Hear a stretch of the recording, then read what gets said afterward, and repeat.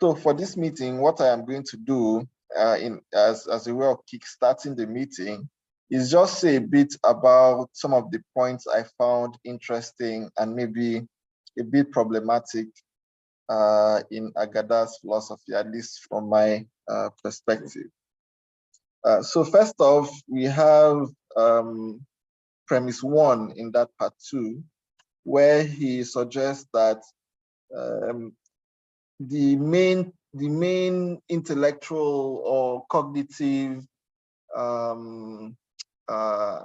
tool with which he came to the realization that the world is constantly yearning towards perfection is what Ada calls intuition.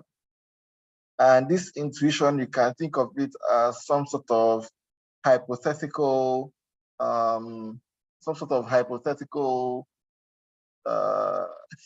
hypothesis, right? Where, because of our observation of reality, because of the actors and factors that influence the way we think about reality, we can come to certain conclusions without having real facts about those conclusions that we are making.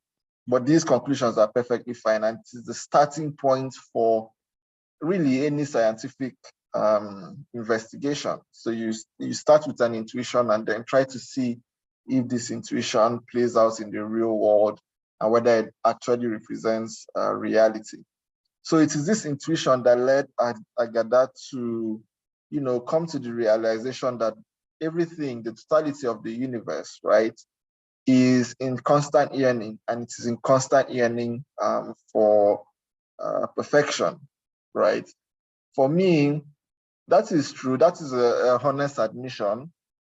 But then that calls into question the viability of the pursuit of perfection, which is fundamental to his metaphysics, right? So if it is just an intellectual guess, yes, there's a probability that these ideas may be, found out to be correct.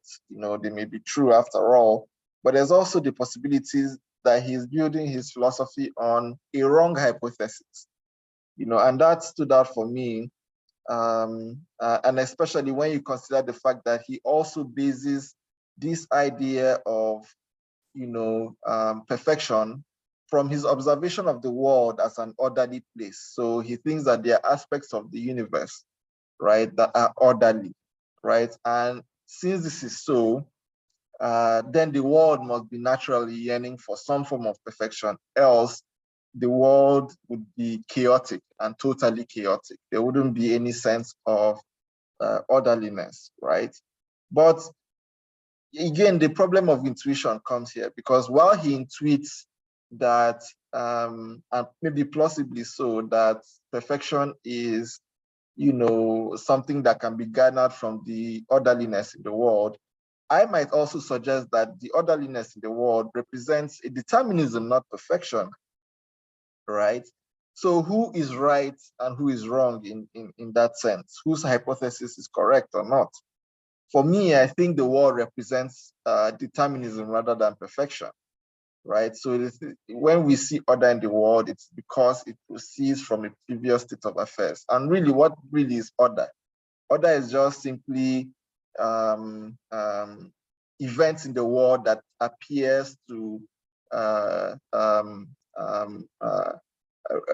comport itself in the way we like the world to behave, right? So if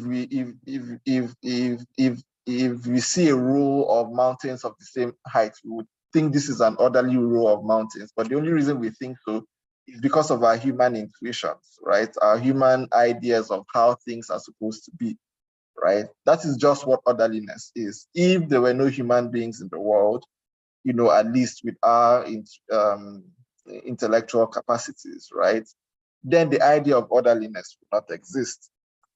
For me, orderliness represents just how we expect the world to be, and representations of that expectation in the real world, right? So we think our solar system is orderly, right? But we think the asteroid belt is not orderly, mainly because the solar system is something that serves our own interests, in that it keeps us alive by being the way it is. It's not that it is even that orderly, right? If you want to think about it that way.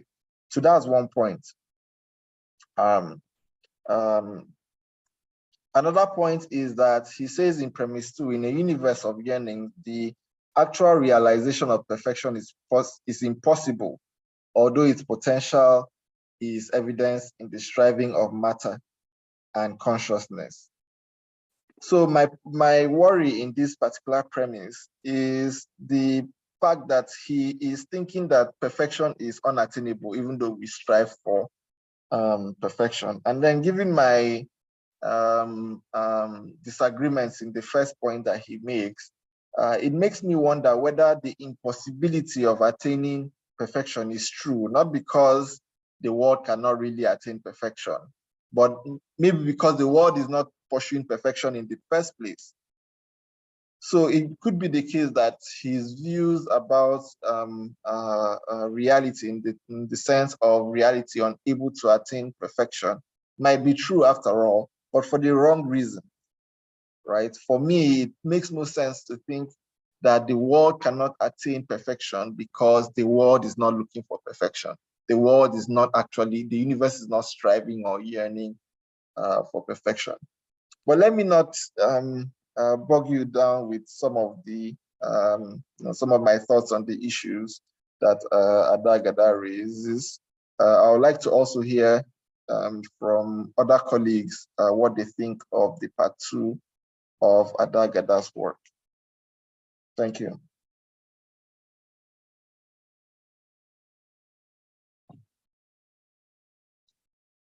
Who wants to say something? Just raise your hands and I'll call on you and then you can kickstart the discussion. Yes, Dr. Negedu.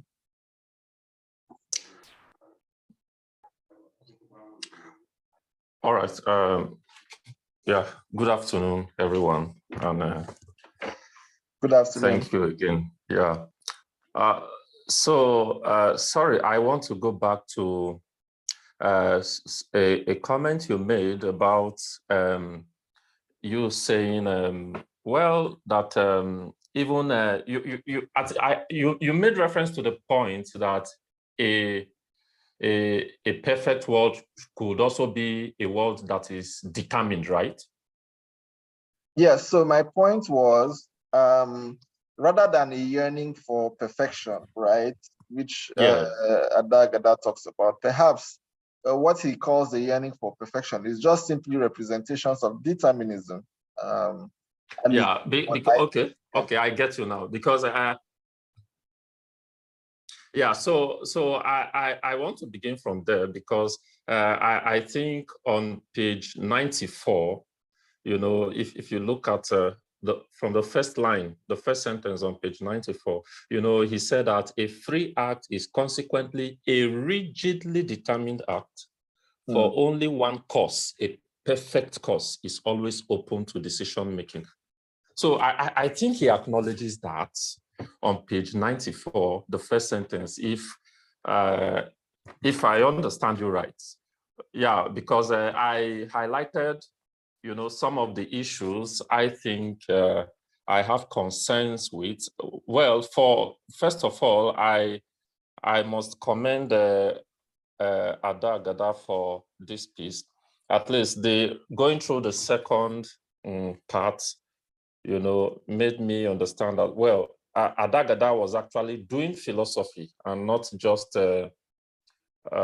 some recourse to what Chimakona said last month, that, well, just like ethnology without a serious reflection. I think the work is really very, very deep. Again, part 2, which is his main work, the only challenge I have with it is, having read it, I want to think that there is little for me from studying it. There is little of, I think it's more of doing philosophy, not African philosophy per se. You know, it's like doing a Western philosophy. It's either is Western philosophy or it's doing philosophy. But reading it, the entire part, I wouldn't want to think. I don't know if the author also sees it in that light, that he has started his discourse on African philosophy proper in that part. Well, that said, I had issues with the fact that, you know, he spoke of the world he spoke of the world in terms of, you know, oppositionalities. So, you know, like you said, it's as if we are in a world and we can't attain perfection, and that perfection represents the tragedy, you know, in human life. The impossibility to attain that perfection for him represents the tragedy in human life. Yeah, but some of the things I think he presented as representing tragedy based on, you know, those oppositionalities, I don't see some of those as being in opposition at all. And I make reference to some of them. So, for instance, he spoke of self-love, which stands in opposition to, you know, the community. Self-love standing in opposition to the community. And I am thinking, if self-love stands in opposition to the community, or self-love complements the community, or should complement the community. For me, I think self-love should complement the community and not standing in opposition. Well, that is my own take about one issue he mentioned about oppositionality. Now, another part of it, you know, is his idea of solitude, still within the context of being in opposition. You know, solitude for him entrenches sadness. And, you know, it means that for him, solitude, you know, is something that is negative. Now, when I look at the understanding of solitude, I see it in terms of aloneness, not loneliness. Aloneness, not loneliness. So, and he thinks that this aloneness is in opposition to complementary framework. And I'm thinking, is it in opposition or it complements? So I think that, you know, there is more for me to the complementary framework on some of the issues he says are in opposition. So that is my own perspective. I have many other, you know, issues I underline. I just let others speak, then I'll continue from there. Thank you. Thank you very much, Dr. Negedu, for your interesting take. I'm trying to remember the response I wanted to give to your earlier. So yes, one thing just before I call on the next speaker, just one thing for us to think about. Ada's philosophy is somewhat teleological in that there is an endpoint to the universe, right, which is perfection. And once you impute teleology, I wonder what the fate of determinism is once you impute teleology when he imputes teleology in his metaphysics, you know, and also including, you know, talking about proto-panpsychism and including mind in the universe in the way that he does. It seems like the yearning he talks about is an intentional sort of thing. And then I wonder about determinism if you're talking about teleology, intention, and mind. But let me allow others to speak. I saw Dr. Maduka's hand up, but it's down now. So I'll call on Dr. Umezurike to also say something. Okay, thank you all. Yeah, good afternoon all. Good afternoon, Can you hear sir. me? Can hear you. Yeah, Good. I think just like what Negedu said, I think Ada did a good work, did a very wonderful work. Work of this nature. Sometimes if you go through the work, you discover that sometimes it's difficult and all that to forward some of his claims and positions. But even at that, I have some issues, especially about his notion of perfection. Though he said that man or human beings, plants, trees, and other stellar bodies are consolatory entities yearning for perfection. But then for him, he said that this perfection is an impossibility that is not attainable, it's not achievable. Actually, I expected him to have talked about degrees or gradations in perfection. Because if you say that perfection is not attainable, fine, you know, by me looking at it, of course, this issue of consolation he talked about, you need others to exist and all that, which is true. And like Martin Buber would say, there's beauty and the host, you know, the host of others. Yes, it's good. We need others to exist.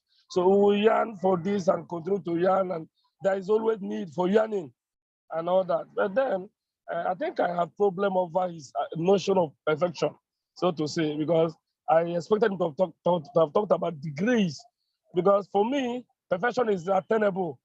Yes, I have a reason for that. Take, for instance, a man who probably set up a goal and all that, which he probably holds at very high esteem. And along the line, you know, he could achieve this goal. He was able to achieve this goal and all that, you know. And in our day-to-day activity, sometimes if there is something you are being asked to do and it's being done in a way that is expected, people say, correct, it is perfect. I think this is how do I want it and all that. I think it should be talking about degrees of perfection. Maybe the perfection you might be thinking of could be what I may call absolute perfection, where probably you talk about the Hinduist concept of nirvana, that's a stage of enlightenment, which probably may not really be attainable. But we cannot practically say that perfection is not achievable at all. You should be talking about degrees, where you can probably accord respect to some things. We know that when we do, yes, we feel we've achieved something and all that.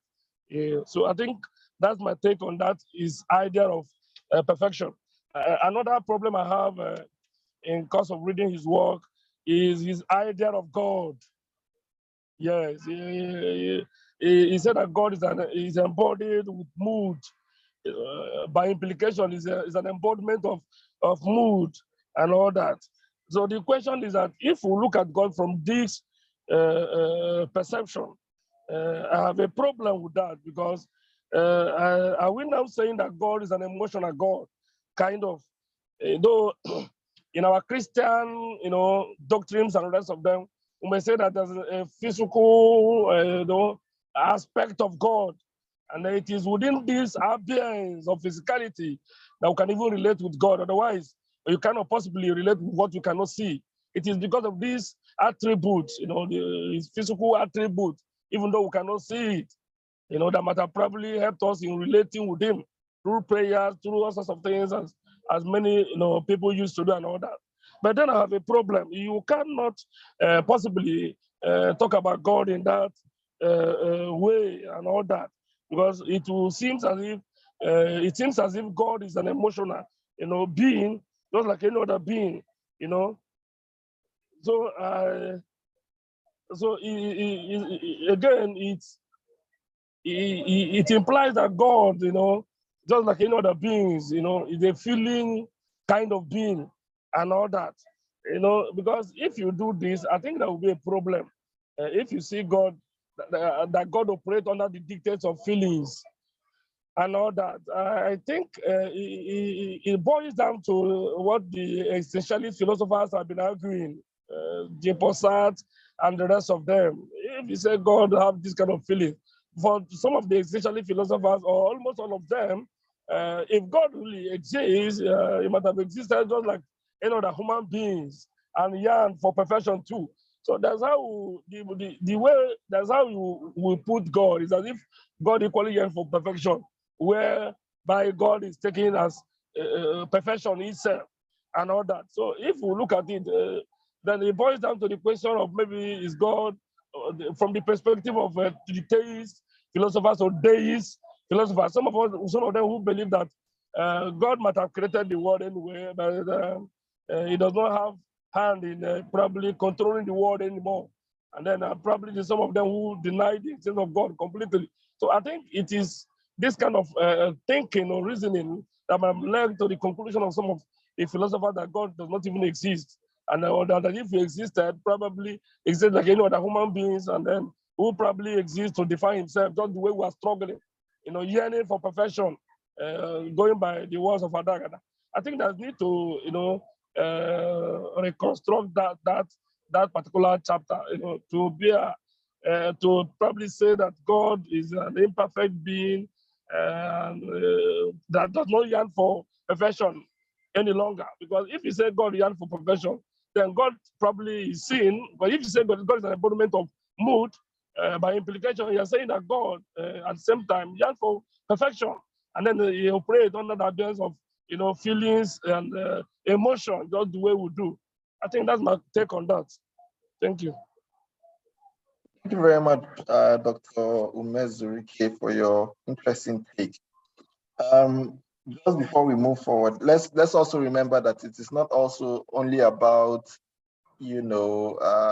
talking about the things that are wrong with or the criticisms we have about Ada's book, the chapter we read, but also some of the things that we remember to be very interesting in his philosophy. And for me, one of those things is his idea that the universe is the totality of striving, and that is why perfection cannot be achieved. And that is very interesting, because if the universe contains things or being that is always striving and always trying to attain something, but never really attaining it, it is not part of its metaphysics to attain something, but to rather strive, then perfection is simply not possible within that sort of world or within that sort of universe, because the things in the world are just made for the purposes of striving. I think that is a very interesting idea. Okay, so I think that is the area I was talking about. If you talk about degrees, there's need to talk about degrees of perfection. Where probably his own, where he's talking about, the one he's talking about could be absolute perfection, so to say. That's my take on that. Thank you very much. That's so actually my point, yes, thank you. I'll call on Nelson Oshuala to also say something. Okay. Once again, I really appreciate this talk or this discussion or this conversation, so to speak. Well, permit me to just draw an interjection based on the last argument about the idea of degree in perfection as suggested by Dr. Umezurike. I think if that had been the case, that means it wouldn't be perfection, because we'll be talking about an aberration of perfection, because we all have an idea of what perfection is. When you say something is perfect, that means it is not corrupted, and I feel Ada Agada's work on talking about the fact that it is impossible to attain perfection is what brings in that sense of originality in the sense that it goes beyond he's trying to, as a philosopher, he's trying to avoid the Waterloo of arguing that there is a degree in perfection. By saying that, that means you'll be talking about different aberrations of perfection and different relativistic understanding of what perfection is, and that will make his work a little bit corrupted, in the sense of being corrupted, that point about. But meanwhile, I will just try to put forward my own high points as discussed in his paper, in his work. First and foremost, I like the fact that he was, as a philosopher, it's important to take a historical trajectory. And I like the fact that he was able to transcend from the primitive, permit me to use that word, primitive in quotes, the primitive notions and theoretical expressions of the likes of Senghor, and it traversed into Ramose and then to Asuzu, from where he was able to draw up his own, he took a bend and drew up his own idea of consolationist philosophy, or consolationism as the case may be. So that's a very good point, and it is something that is worth celebrating for somebody to be able to have been able to engage other thinkers before him, to have kind of subjected their thoughts to critical analysis, and then to be able to sieve out the strengths and the weaknesses of their argument, from which he was able to come up with something original, is a point that we must really celebrate, because it's not all thinkers that can have that sense of discipline and commitment to go through other works that have been there before them. Other persons would have just taken a flight into proposing whatever theory or philosophy they're trying to come up with. That's a very good point in the side of Ada Agada. But my own focus and my interest more is on his idea of mood. I am more interested in that notion because of the way that notion seems to have percolated and perforated every of his philosophy, the philosophy of consolationism. And before I go into that, we must also understand that his philosophy, if I'm right to say, he is trying to answer two basic questions according to his introduction and according to his work. He said that it is an attempt to answer the question, is human life futile? That's one. And number two, is the universe pointless? Those are the two critical questions that we must have at the back of our mind when we try to peruse into his consolationist philosophy. And I've noted quite a number of points. I will just share just an excerpt, and the other ones, I believe, as we progress in this conversation, I will be coming in as time allows me to share my own thoughts. So I want to focus on the idea of mood. He had argued that mood is the primordial intelligence that is identified with God in his face of impersonality. That's the point. Then, more interestingly, is the fact that he's argued that he talked about the two faces, in the doctrine of mood. He talked about the face of joy and the face of sadness, and where he said, in order to come to it, it appears in his philosophy that this joy and sadness, which are the two faces of mood that is experienced by that person he calls the melancholic man, or the 21st century melancholy man, the emotional being, so to speak, if I may use that word, that they collapse into the point of consolation. So in other words, where I'm going to take it back. I'm taking it back by looking at what he had explained before now. He calls mood in the previous chapters. Of course, that was what a precursor to whatever he had written. So the point I'm making here, earlier on, he had actually tried to excavate the concept of mood from his Idoma cultural ontology, where he talked about, but I have my own worry is that there were so many concepts that we are flying around in an attempt to discuss or explain, or better say, elucidate in clear form or in a distinctive perspective the concept of mood. Because earlier on, he has been talking about mood as the unifying factor that permeates all of existence. Sometimes again, mood is seen as the conscious, as consciousness. At other time, mood is seen as vital force. As some other time, mood is seen as the disposition of the melancholy man. So it becomes a problem, because now so many concepts are flying around within the concept in an attempt to excavate the mood from the from his Idoma culture. So while looking at this work, one finds it difficult to know when he's talking about mood as a vital force, or mood as that which permeates all of human existence, or mood as that as consciousness, or mood as a mental, the mental part of course, he talked about the physicalism, talked about the mental, and then the physical experience of the human being in his daily life. So that's an issue which me, I have problems with, because the inability to say clearly when within the context of the where he's trying to within the context of how he's using his own concept of mood while discussing his consolationist philosophy. And the fact that mood becomes, my criticism, so to speak, becomes the fact that mood in this consolation now becomes the final bus stop. I made this point last time.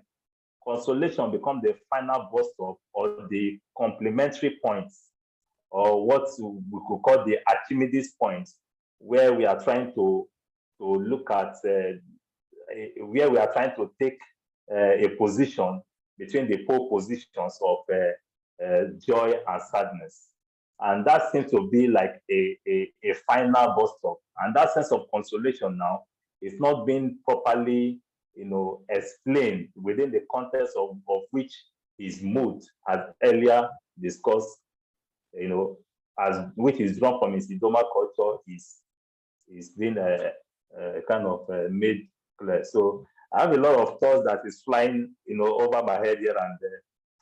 I believe I will take time to really put my thoughts, to put them together in a more simplified way, because, like I said, his philosophy is beautiful, but there is the inability to properly show the context in which he's using the idea of mood, and what he meant within that context becomes a problem, because it makes it difficult for us to understand, for I myself, I don't know of others, to properly grasp his consolationist philosophy, which he's trying to explain in its total entirety. So that is my take for now. Other persons can make reactions. Thank you so much. Thank you very much. Thank you very much, Nelson, for your take. It's interesting you talk about his idea of mood as it relates with the idea of vitality. I think that's a very recent thing he tried to do. And I think there are good, I can see why he made the move to sort of link the idea of mood, which was thought of in terms of emotion in the first book, and then link it to the idea of vitality, since vitality is thought of as something that pervades, all of reality and animates all of reality. I can see why he made that move. So perhaps when thinking of vitality in reference to the idea of mood, I would think that we should not think about vitality in the sense of temples, right? Not in the exact sense that temples thought of vitality, in terms of some form of energy or something, but rather I think of it in terms of, something, this mood, this emotion, this joy and sadness that continues to struggle in every single aspect of reality. It is this mood that gives reality its consciousness, if you want to use that word, because that is the basis of this proto-panpsychism and all that. So if you think of mood in that sense, the thing that animates the being, right? The thing that yearns, and then you do away with some of the extra baggage that you would have if you insert vitality in the Tempeltian sense, then you might come to a different understanding of the idea of mood, right? But I think Ada's philosophy is a complex philosophy. In fact, if you read the first book, you need to read over and over. And every time you read, and that's what I like about his style of writing and his philosophy, is that every single time you read his stuff, you meditate on newer ideas, and all that. So it's important to constantly reading. So, but before I call on Emmanuel, Dr. Ada says something interesting here on the chat box. He says, the concept of perfection is a regulative ideal. While unattainable, it nevertheless serves as a template that illuminates the darkness of a tragic universe. I think it is important to note that the consolationist universe is a tragic thing, right? So it is this perfection that shows us how tragic the universe really is in Ada's view. Dr. Maduka also says something, but before I read what he says, let me give Emmanuel Ofuasias time to also respond.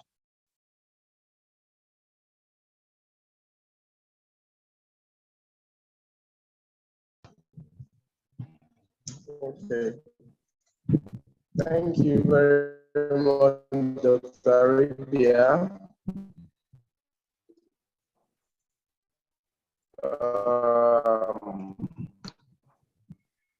Good afternoon to all of you. Good afternoon. But I have to find a way to get power and all, so it's interesting. Yeah, issues that have been raised here shows that we have actually been able to come to terms with a critical engagement with Dr. Agada's work. Following the book review the other time, I have been able to state some of the problems I have with the work. And some of those objections still stand.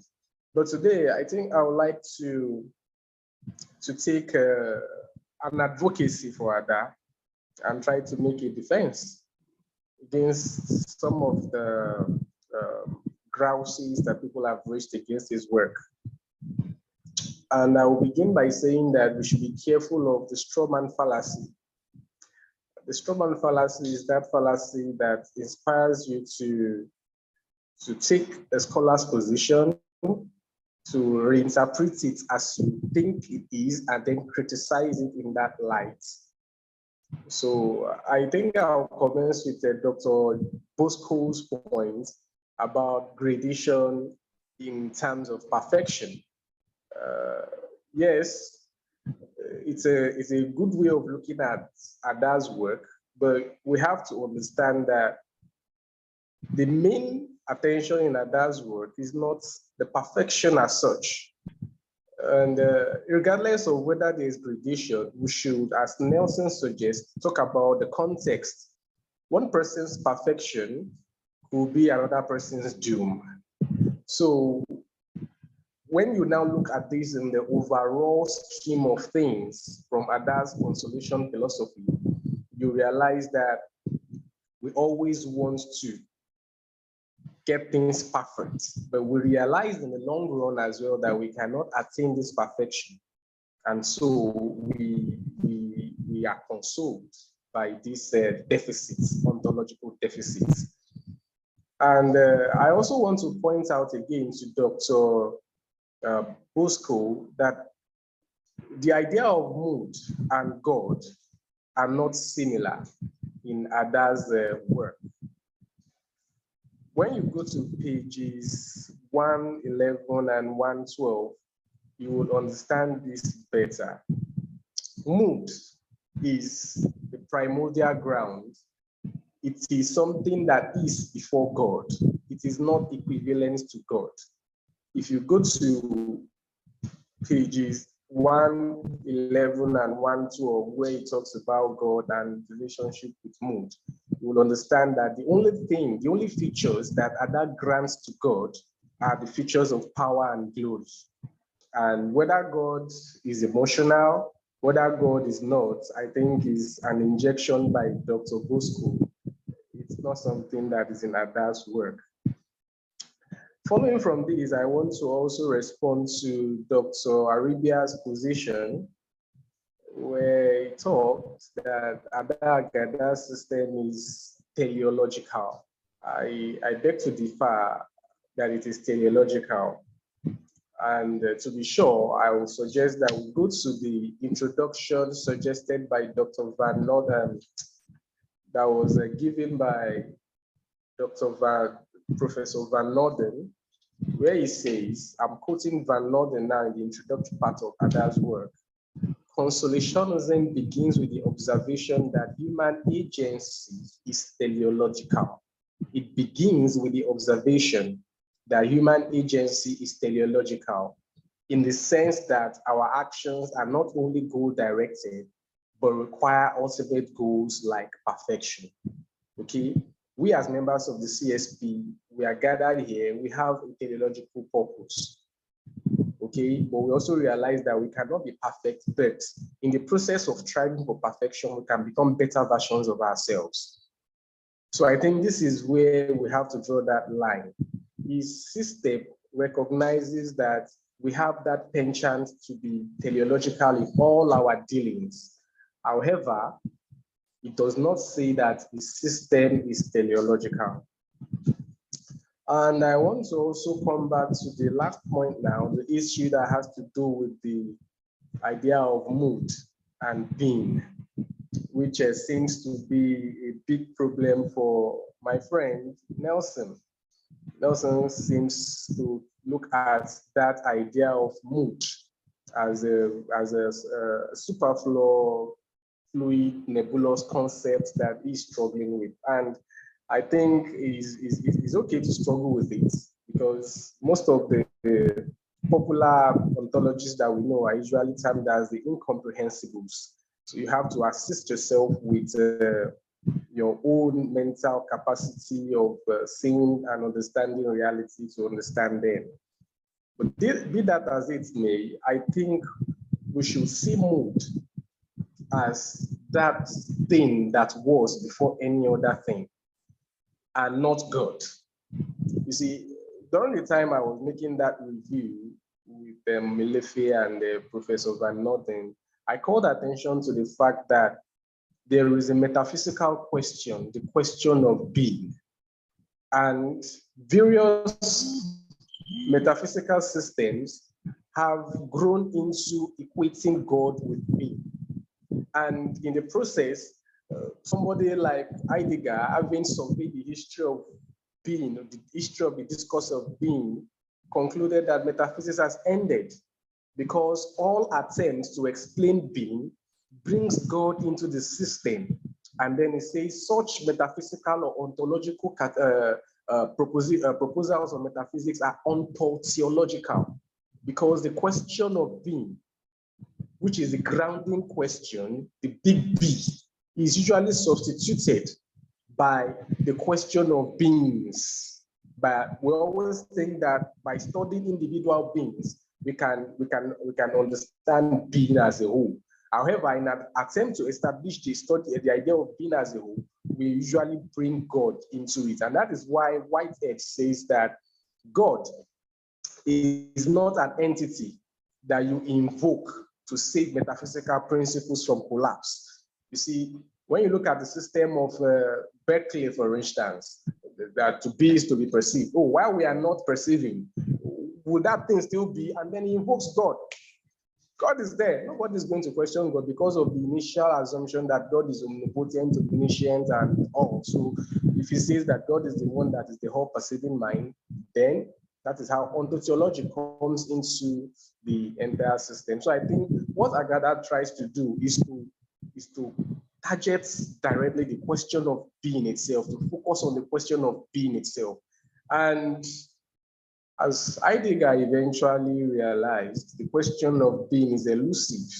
And that is what we are doing here. It's an elusive concept. And just like Agada also said, we are trying to get perfect, striving to see if we can get a perfect picture of being. And at the end of the day, we become like those six blind men that visited the elephants and gave their own versions of what they touched and what they felt the elephant is. So I think this is where I'll stop for now. Thank you very much for your time. Thank you very much,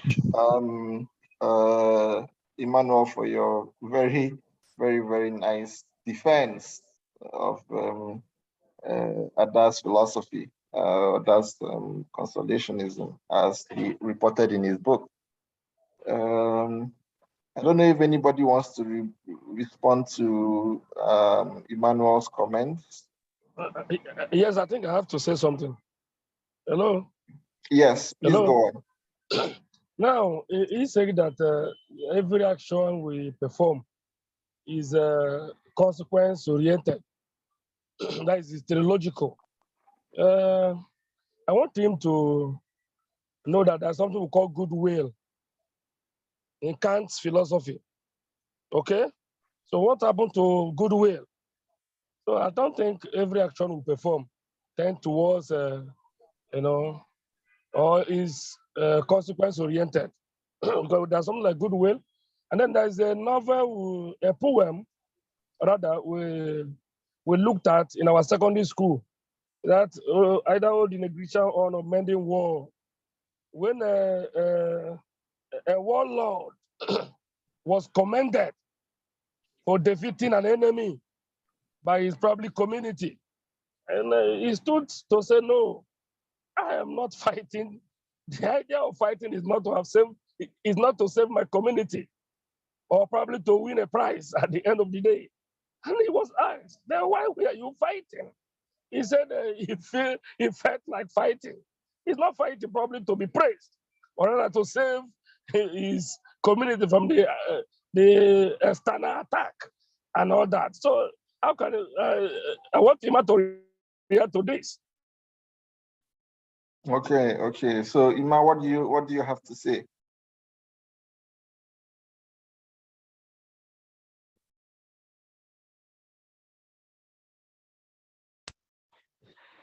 Thank you very much, Dr. Bosco.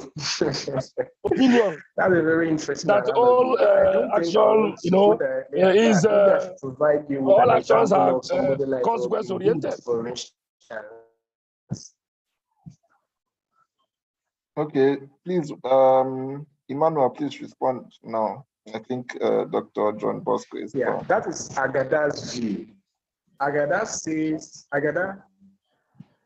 yes, I'm responding to that.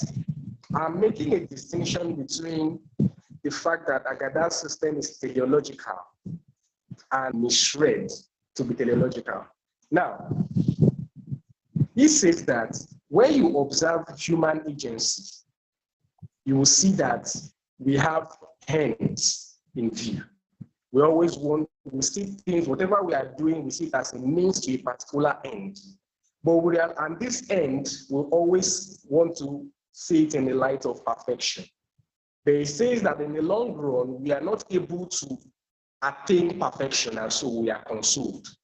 Now, Dr. Bosco is talking about leaving perfection and teleology aside and bringing in the idea of goodwill. But at the same time, I want to respond by saying that goodwill is contextual.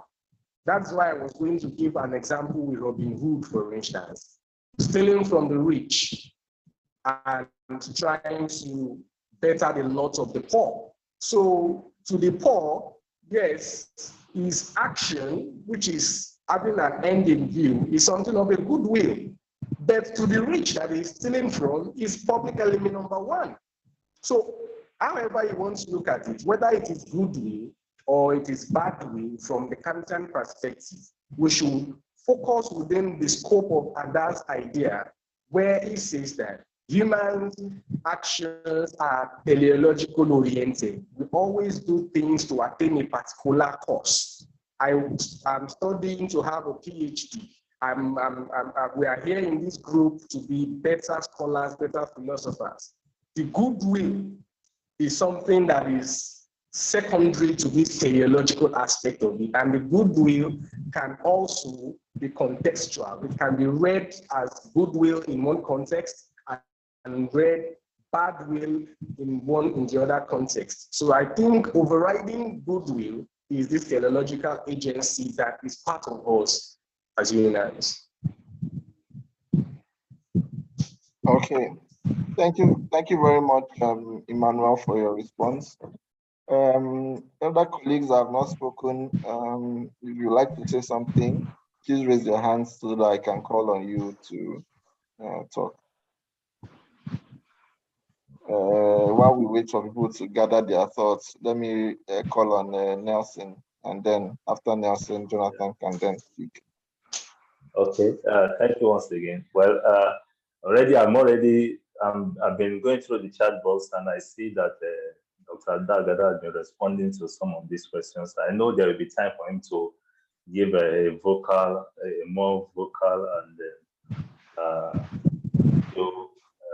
reactions to some of the questions that are raised. So quickly, let me just drop one question for which I would like him to reflect on, or any other person here could help to share some light, about the idea of consolationist philosophy.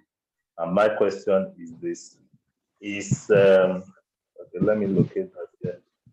I was about asking. I said, is consolation philosophy that philosophy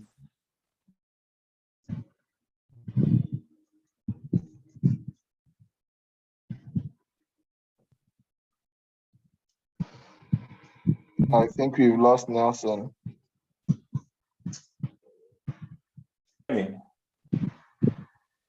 Okay, we can hear you now. You can continue. Okay, so sorry, I think it's a network issue. So I said I will just leave a question for us to possibly react to, or maybe Ada Agada, any other person. And that question is just straightforward: can we summarize? Will I be right for my own readings? Will I be right to summarize consolationist philosophy as a hope against hope philosophy? Will I be right to say that?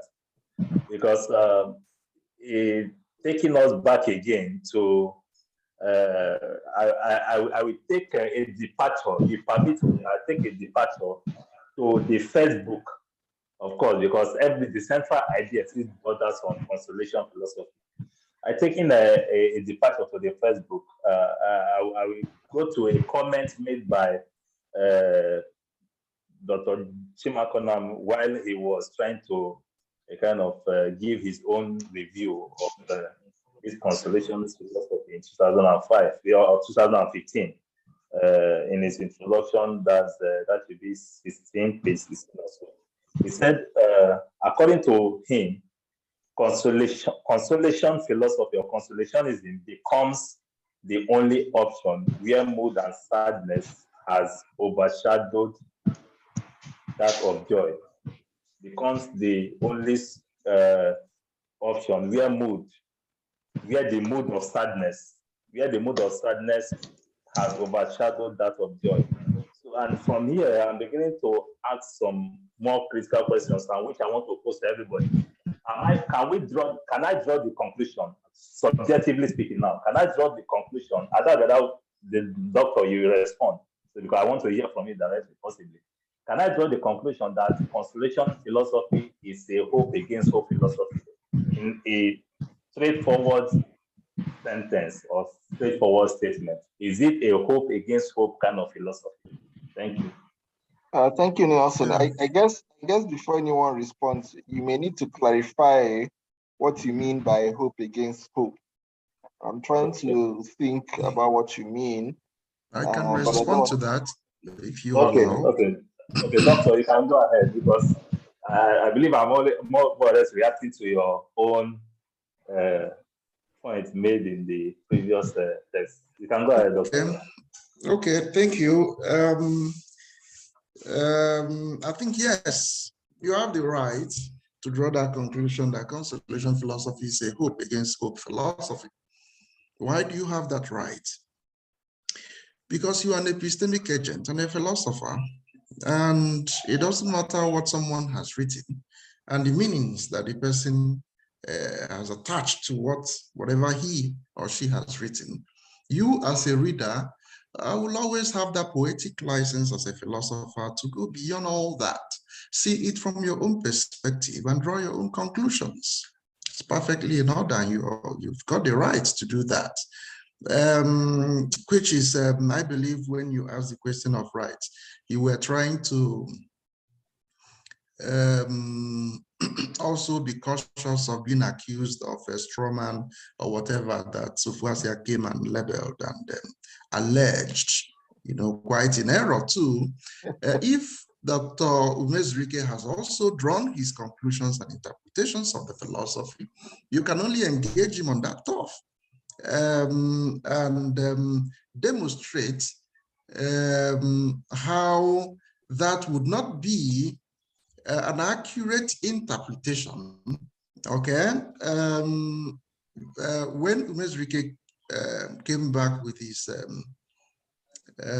follow-up, and then you moved, Emma moved to bring in contextualization.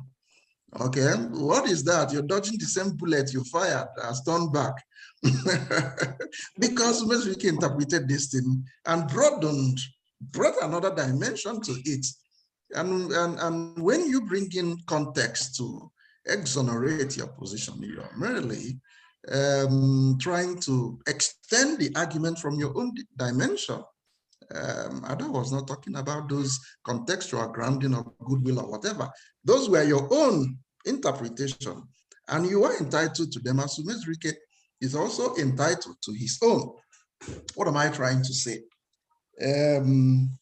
Let us engage arguments that people have brought up. Let us not allege whatever fallacies there may have been committed. We all commit fallacies, one way or the other. But let's address the argument and not go into identifying who has committed fallacies or what. That said, I would also want to see Ma give us his own perspective, because I remember when we did our introductory reading, we came out and criticized everyone for why we were reading the chapter that we read, making us surprised that was he not aware of what we advertised. Today we are reading what you said we should read. We want your own views. Let Ada do the defense for himself.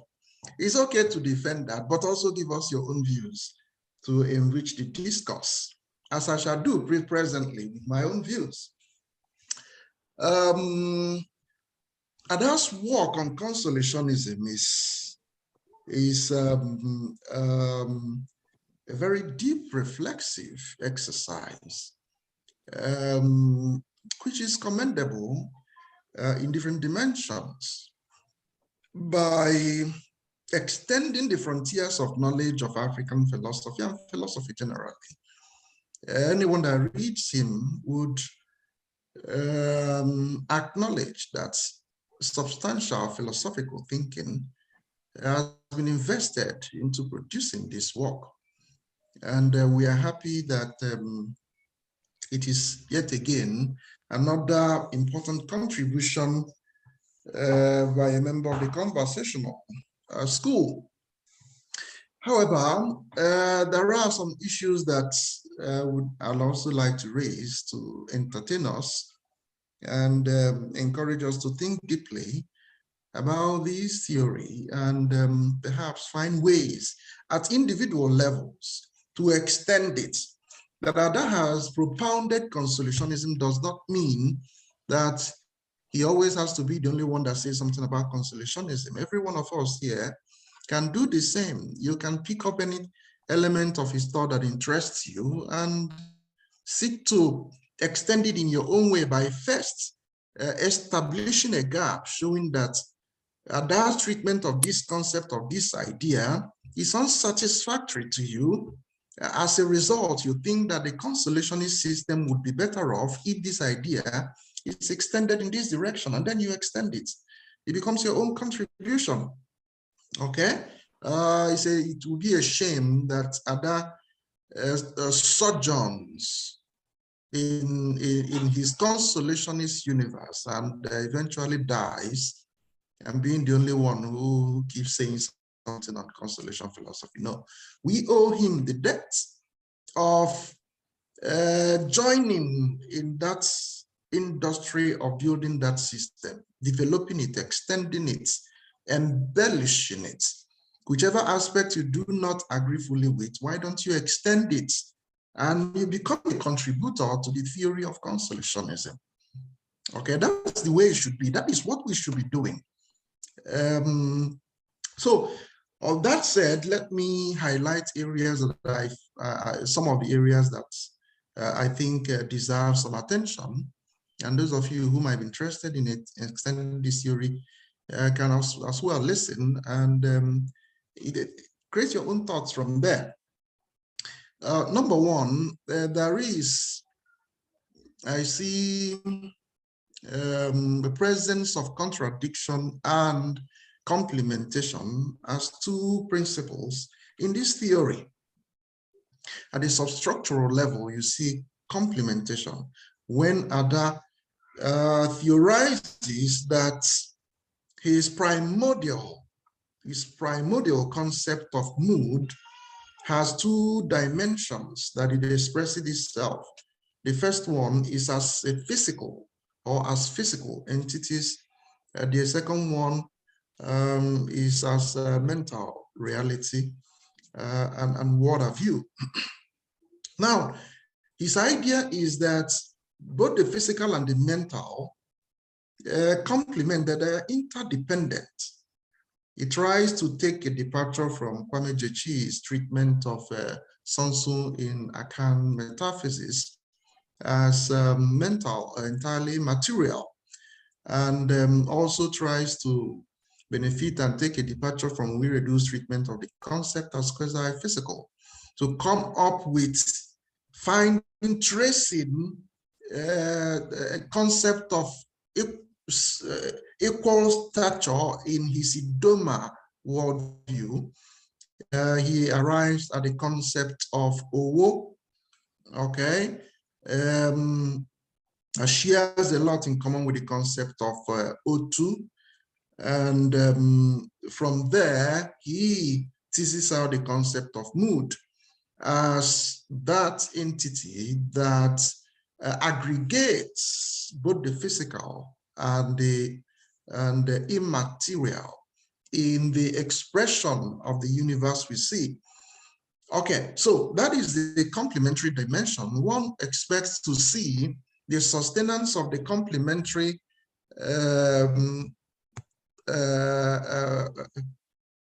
point of view at the superstructure of his theory, but what we see there is contradiction. So, for example, he says that universe as consolatory entity is one in which the yearning, which is part of the being of the Homo melancholicus, is one driven towards some purpose. Okay, is the universe pointless?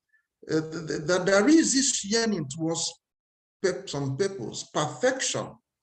Okay, but again, which is impossible to attain. All right, thereby giving birth to his idea of consolation and contradiction at the same time, because according to him, it is a goal, it is the purpose to reach that perfection, but then it is impossible to reach that perfection. And that concept conceives this as the idea of contradiction that emerges. And of course it is. The problem here, which I envisage, is how can a theory that at its substructural level is based on complementation comes at the superstructural level and demonstrates contradiction? Okay, there is no place in Ada's book where he tries to explain how this, explain this away, or explain how this is possible or plausible. Okay, it's a subject that demands further research and further interrogation and further discussions. Number two, the two ultimate questions that inspire his research. Number one, is human life futile? Number two, is the universe pointless? And that responds, interestingly, in the positive, by saying that the human life is not ultimately futile, because there are pockets of meaningful events and accomplishments in the life of human being.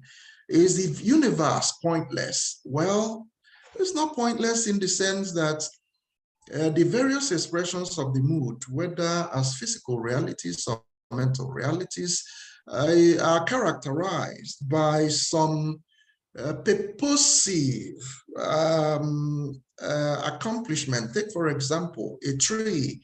You plant a mango seed, it grows, it sprouts, it reaches maturity, it fruits, okay?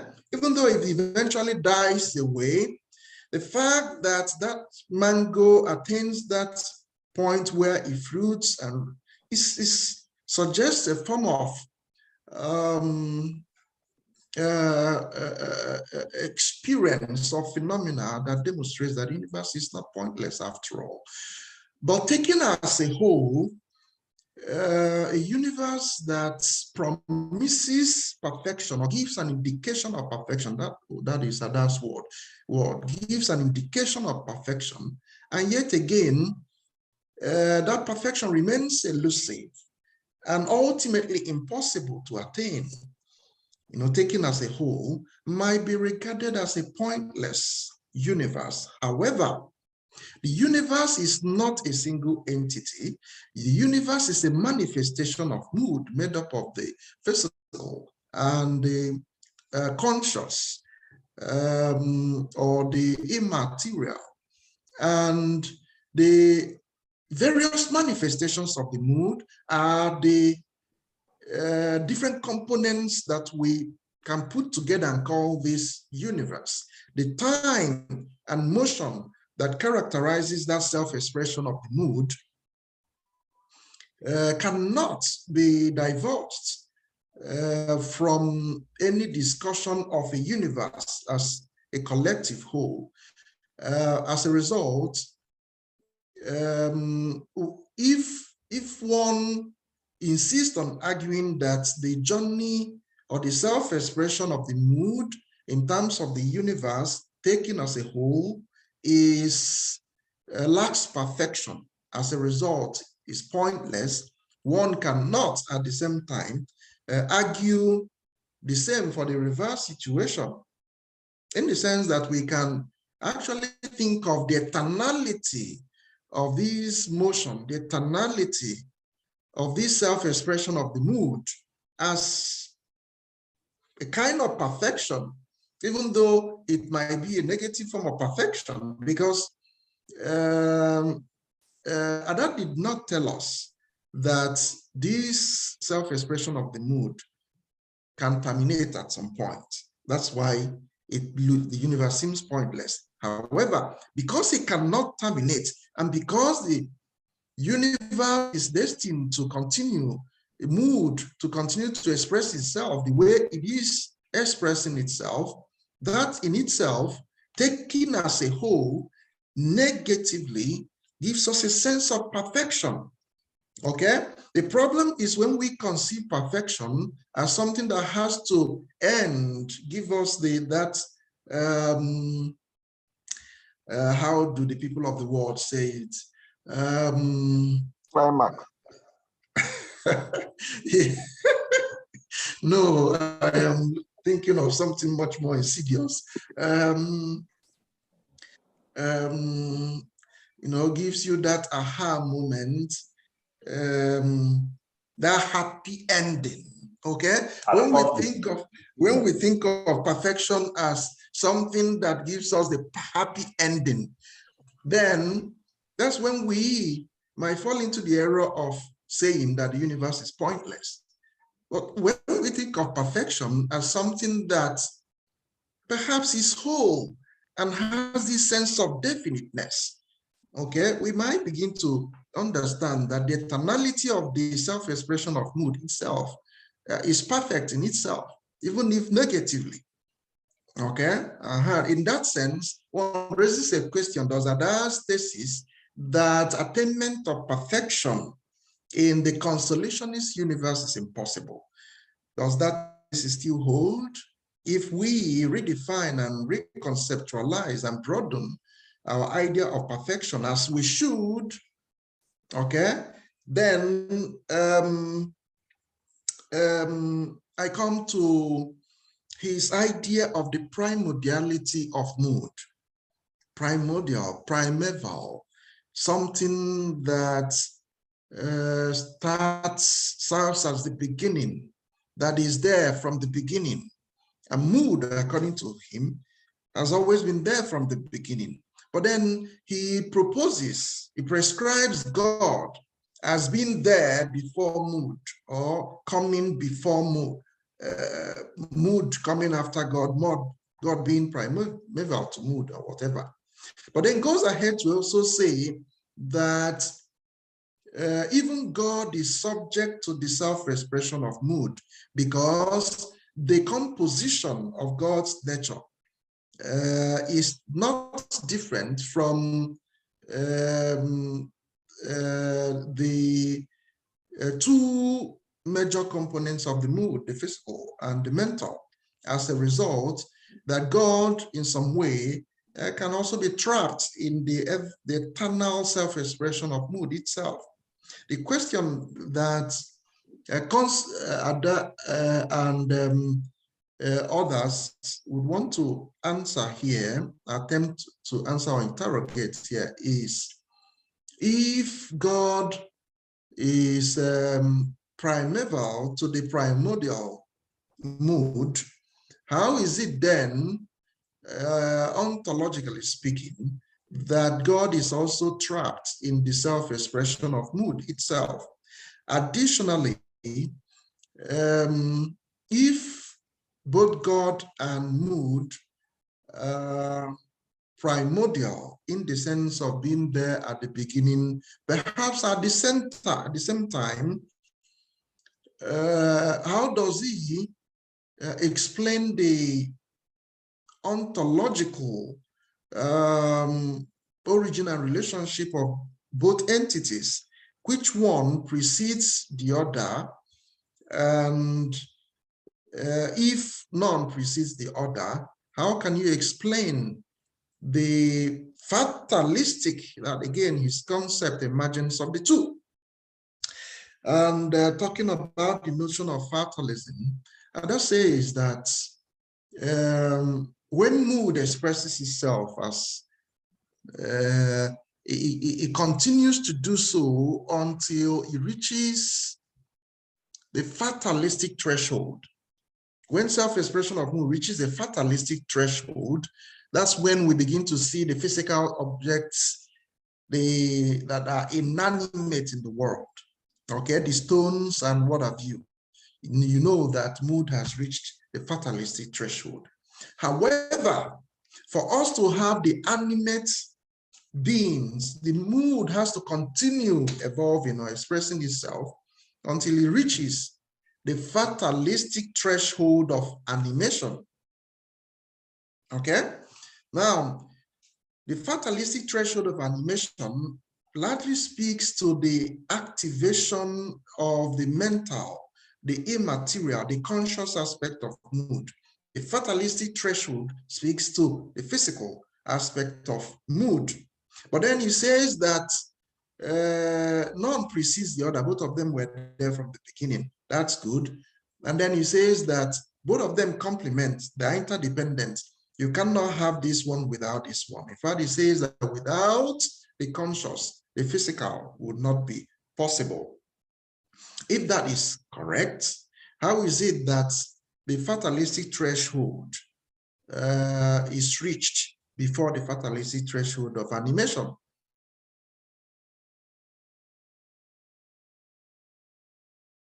Serious difference between the two. At least the fatalistic threshold could be reached before the other ones, tends to suggest that the physical, the physical inanimate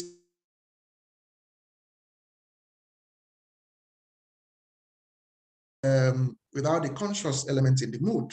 Again, that's a question that can be investigated for. And I'd like to stop here.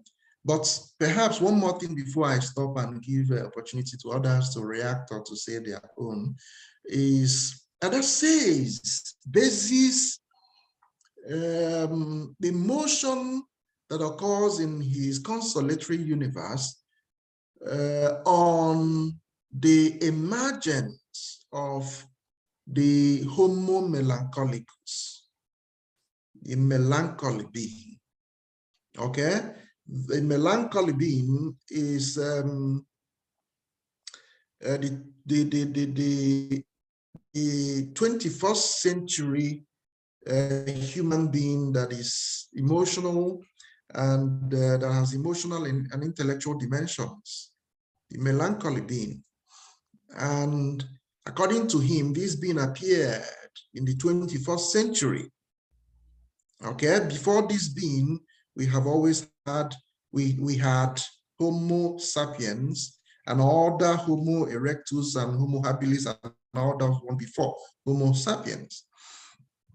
The problem here is that by the definition and ontological characteristics, the psychological makeup of these Homo melancholicus that only appeared in the 21st century, we can see similar traits, psychological and otherwise, in all phases of human evolution, the Homo sapiens, the Homo erectus, the Homo habilis, and what have you. They have always had the emotional and intellectual dimension. The ancient man would not have thought of fashioning some tools to hunt and feed, or constructing some abode, to live rather than sleep on the tree or anywhere he gets tired, if he had no intellectual dimension. The ancient man would not have thought of reproduction, populating the world, if he had no emotional dimension. He would not have thought of regarding wild beasts as animals to avoid and the ones he can kill to kill, if he had no emotional dimension. So again, it's a question to be raised. Why is it that, and of course he offers no defense of this, why the Homo melancholicus only appeared in the 21st century. And it's a subject that anyone here can investigate further and extend the idea in contribution to the consolationist theory. Okay, thank you. I revert back to you, moderator. Thank you very much, Dr. Jonathan, for your insightful monologue about Ada's book. So I invite comments from other people, especially those who haven't spoken yet. Yes, Amara Esther. Hello, everyone. I'm not going to respond to Doctor's questions and issues he raised with Ada Agada's ideas. However, I want to raise my own issues. I would want to take issue with Ada Agada's idea of perfection. What does he mean by perfection? And what are those things that make one's life imperfect? But a little away from this, I do not think that a transhumanist would agree with Ada Agada's position that we cannot attain perfection in this life. And this calls to mind their recent arguments trying to use science and technology to make us achieve perfection, if by perfection we mean living healthier, being more intelligent, overcoming sickness, disease, and rest of them. Then for the transhumanists, we can actually attain perfection through science and technology.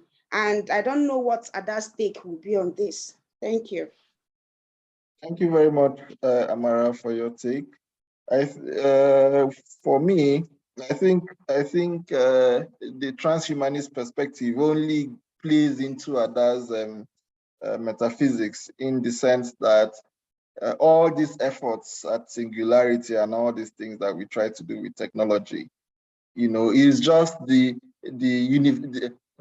melancholic human being striving to attain perfection. But ultimately, all these things will fail eventually if you take Ada's philosophy seriously. And I really do think that it would fail. So we are just grasping at something we cannot reach at. So all these attempts by transhumanists and all these people are just symptoms of melancholy, and it plays into Ada's metaphysics. And just to speak on what Jonathan said earlier about the contradiction being we are striving for a purpose and yet at the same time cannot attain that perfection or whatever it is we are striving for.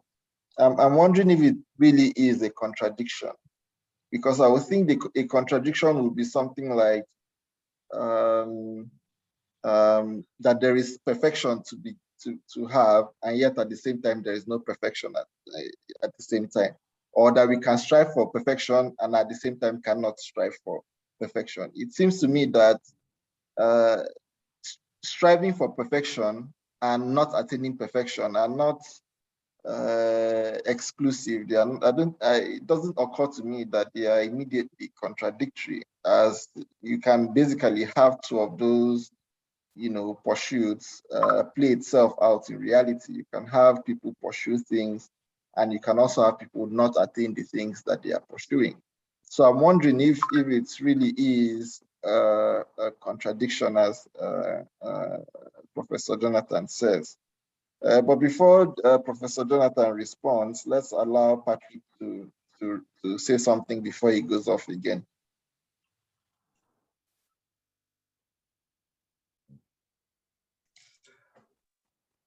Okay, thank you very much.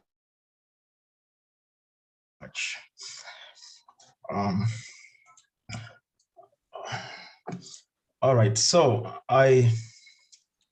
my comment is basically in the area of the direction in which the whole melancholy being is headed and the incomplete universe generally.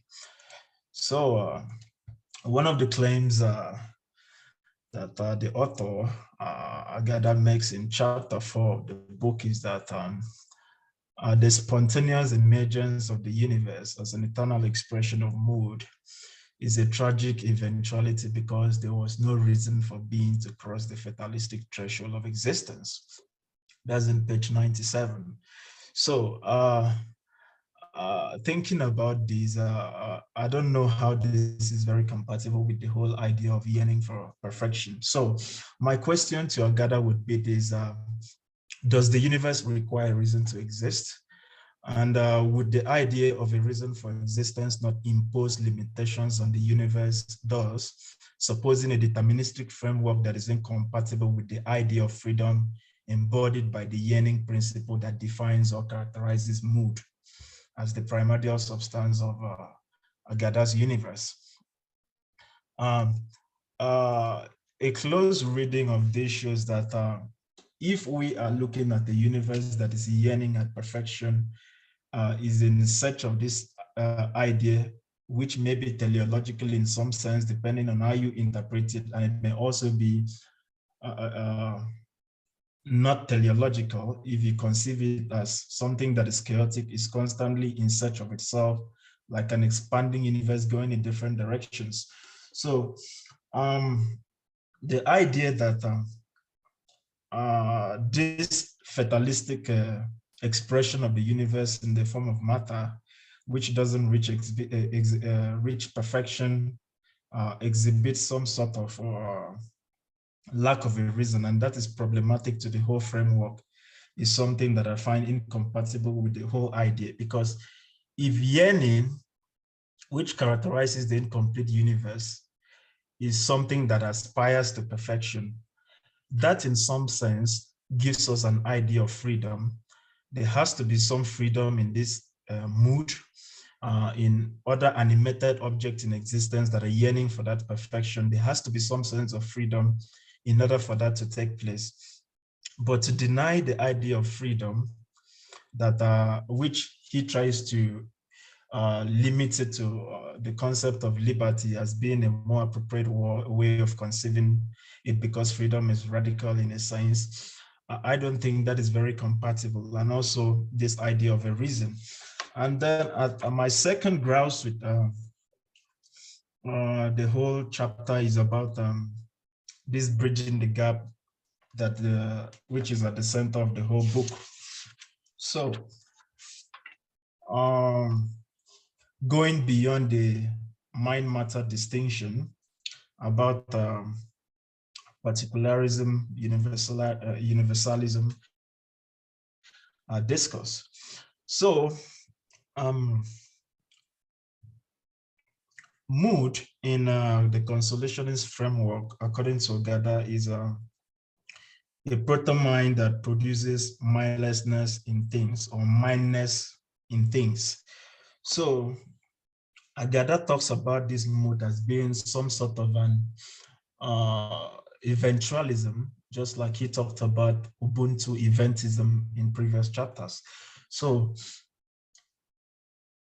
then Ada moves further to talk about that what is noteworthy about the claim of the fundamentality of mood, that's in page 88, is the fact that it does not impose an obligation to categorically and dogmatically assert either strong physicalism or strong panpsychism, although it acknowledges the usefulness of holding both physicalist and panpsychist views. This is more like a commitment to all and none at the same time. If you commit to the idea that we cannot hold on to the physicalist idea, because I see what he's trying to avoid here is this distinction that has characterized the whole philosophical debate of mind-matter distinction.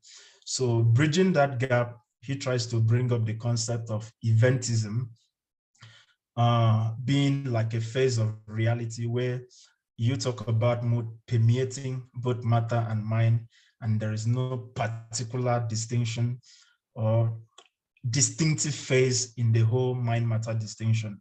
So matter becomes more of like when there is an excess or animated state of one aspect of mood, and then mind becomes the primary substance.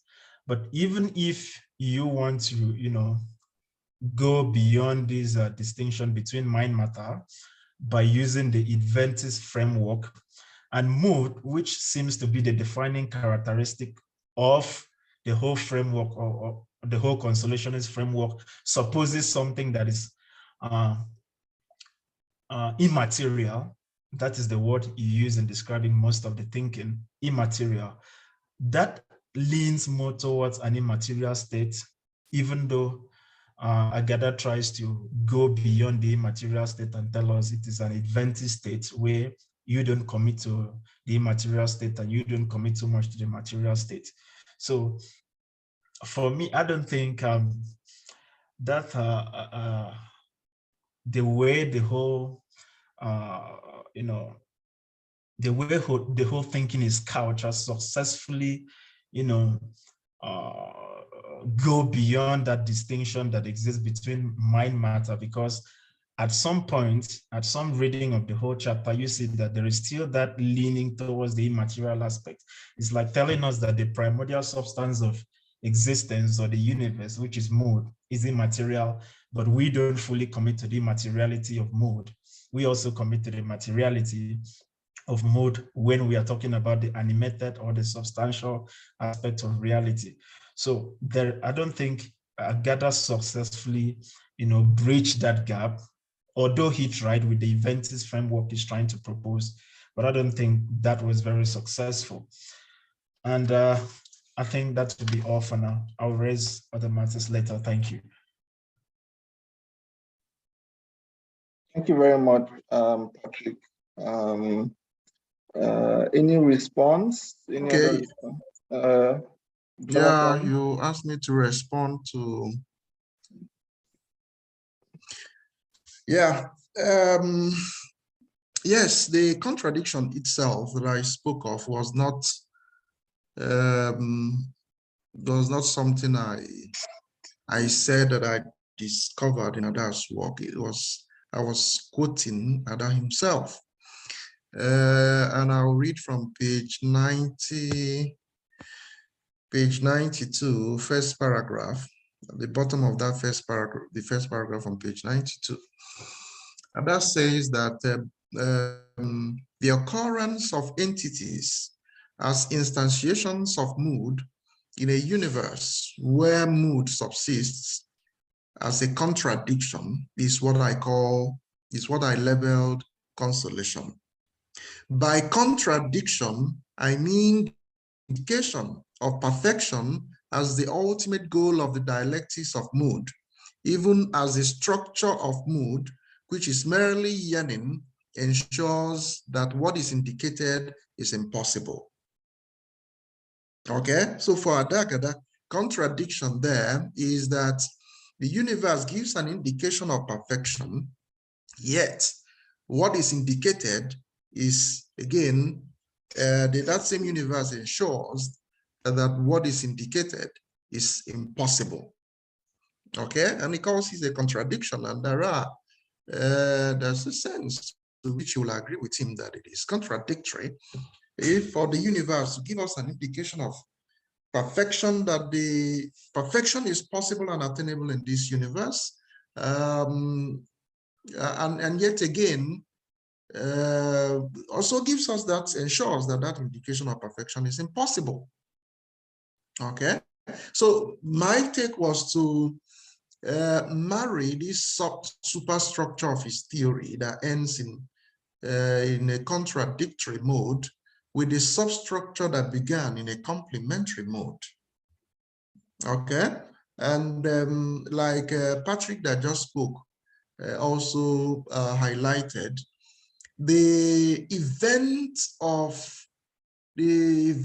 ontological complementarity of the two heads of the serpent called mood. Again, this is Ada's description of his concept of mood. The complementation, the actual complementation, the event of their complementation, either was not clearly spelled out at the substructure, and was not sustained. What was not clearly spelled out was the discussion on that. The complementation was not sustained. And then at the terminal point, you have the emergence of the contradiction. Okay, I am not so saying that this movement from the complementary reasoning to a contradictory reasoning is impossible, but how do you justify it? It did not offer us justification of this fundamental logical aspect of his work. Okay, it did not offer us that fundamental logical aspect, a justification of that, and it is something that those wishing to extend the theory could latch on, establish that gap, and then move ahead to find a resolution for it, or a plausible justification for it. That's enough to make a good paper, and then one would have contributed to the discourse on consolationism. And it is something that we must do. We must contribute to the ideas. He has inaugurated this wonderful idea. It does not mean that it has to begin and end with him. Okay, members in this forum, not everyone must inaugurate a theory. Okay, but hey, if you did not inaugurate a theory, you still have the right to contribute to the theory's development. And I tell you, most times, those who contribute to the development of a theory end up making even the most important contribution than those who have inaugurated such theories. And these are gaps that we can latch on, you know, and extend the theory, do Agada some justice, you know, and keep this wonderful theory alive and in development. Okay, so that is it. Back to you, Aribiah. Thank you. Thank you very much. Thank you very much. I'll just ask for one more comment or something, and then I'll invite Dr. Agada to make a final reply, and then we can close. Let's wait to see if nobody else is saying something. I will now call on Nelson to make one last comment.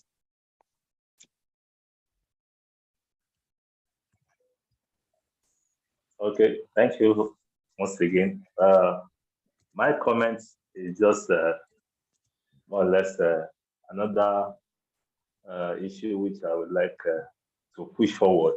You know, I'm not taking a back by looking into the implications of consolationist philosophy, and as a result, I'm putting forward one other implication, because from the complementary logic to which the consolationist philosophy seems to according to Agada, was suggested to be undergirded, I see a gap that which has implications for those of us who are in the focus in other areas of philosophical studies like environment, where there's an exclusion of other aspects of entities, of living entities, of biotic entities like the animals, so to speak.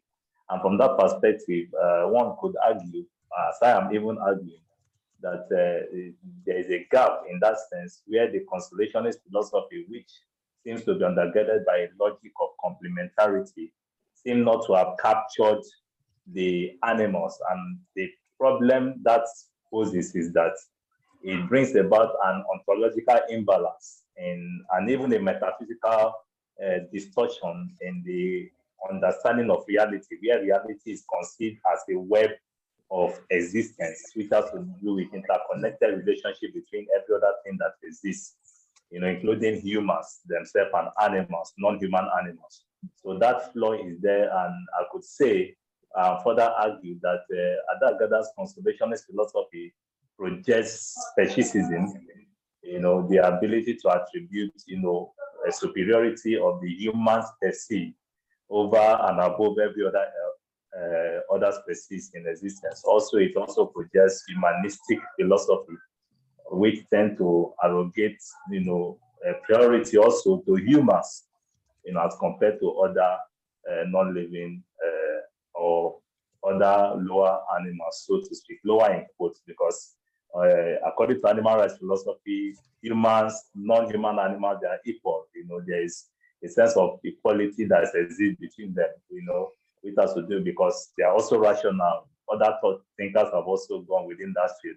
So I am doing a work in that area, try to, as a way of contributing, to the consolationist philosophy, rather than coming to the point of consolation where there is a bridging of the gap between the joy and the sadness that is experienced by the melancholic man.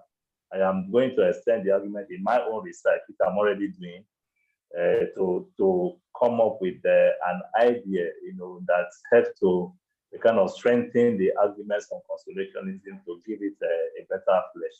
So I will do that and then project to also possibly look at. Thank you very much. That's my contribution. Thank you.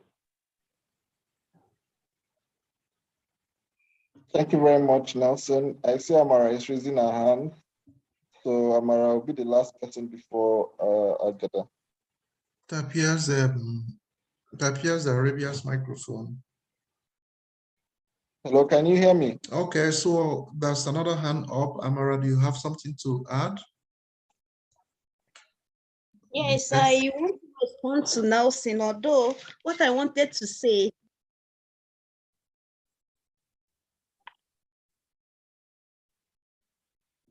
Yes, I said I want to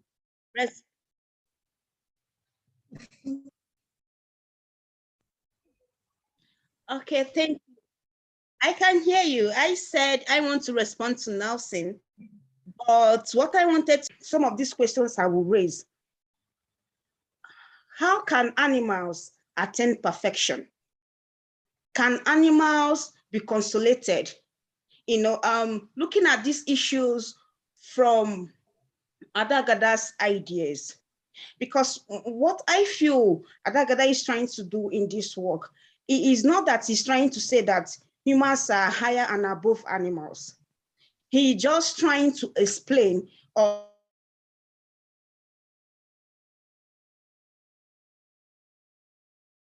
and how it is impossible for us to do so. And that is that is where his ideas of consolation philosophy comes in. So that is just what I want to add. Thank you. All right, thank you. I wonder if everybody can hear me now.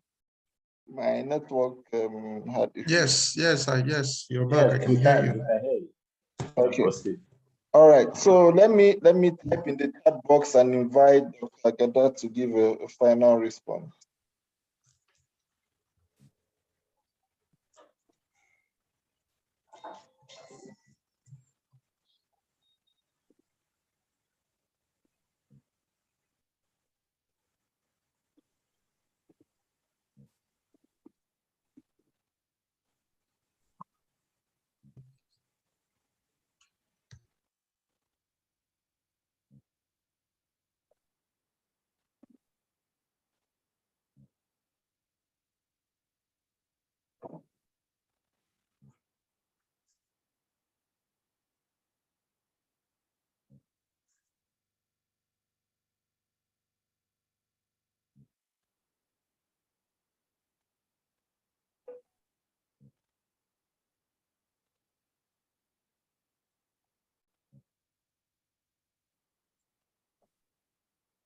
Since there's a problem, we can't hear you.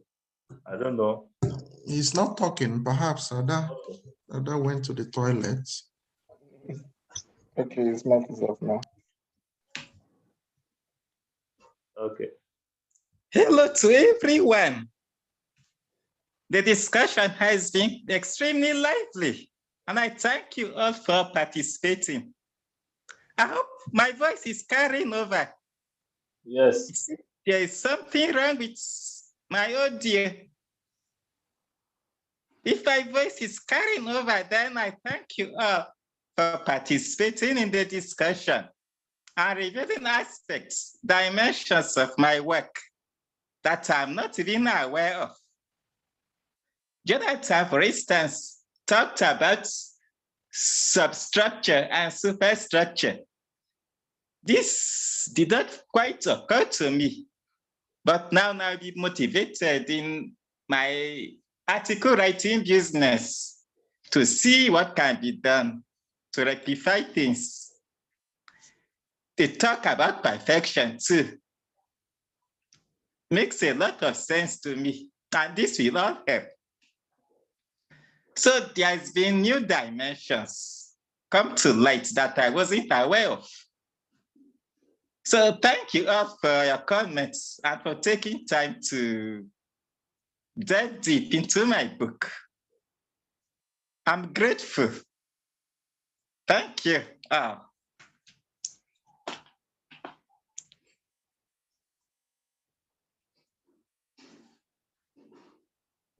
Thank you very much. Thank you very much, Dr. Agada. And on that note, we've come to the end of today's reading meeting. Our next reading meeting will be 3 weeks from now on the 11th of June. I'm going to supply us the text that we'll be reading sometime this evening. So thank you very much, everyone, for finding time to be here. It was a wonderful meeting. I look forward to the next one. Thank you so much. Thank you, moderator. Thank you, everyone. Enjoy your weekend. Everybody. Thank you, everyone. Bye-bye. Goodbye. Yeah, thank you, everybody. Thank you.